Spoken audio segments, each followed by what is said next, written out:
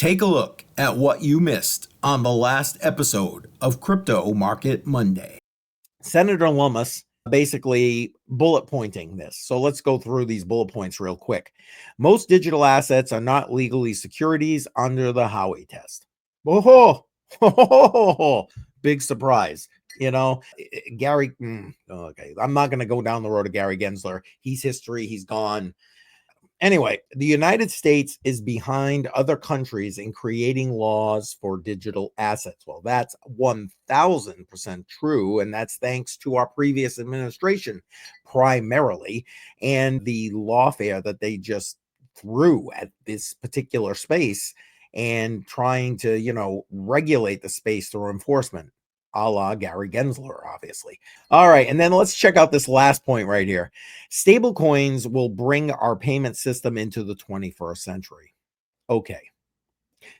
I agree there's going to be stablecoin legislation probably before other legislation, but this kind of legislation worries me a little bit because if you notice, okay, this current administration signed one of the executive orders, no CBDCs. I think in a lot of the crypto legislation that's being tossed around right now in the House and the Senate has anti-CBDC wording in it. Hell, we've had a number of states come out and just totally say, yeah, no CBDCs here. However, I think that we need to pay very close attention to the legislation that comes out with regard to stablecoins, because stablecoins can be a CBDC. You look at USDC already.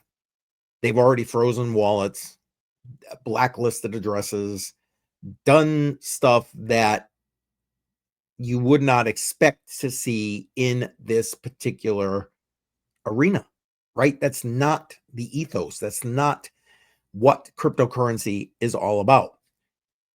If you missed last week, Tuesday night, when BC and Bedell and I were live, we talked a lot about that because we've seen that happen with Ethereum. And just in this whole scenario with the Bybit hack, how they were even considering the possibility of rolling back that chain again. Well, if you can do that, sorry, you are not decentralized and you are not what this space is all about. I'm trying to choose my words carefully here. So again, to Senator Lummis's point, stablecoin legislation definitely on the horizon. Probably the first thing that's going to be put through. But we as a space need to be all over breaking this down and seeing exactly the wording and so on with regard to stablecoin legislation, because I think it could be, let me rephrase that. It has the potential to be a backdoor way to get a CBDC without getting a CBDC.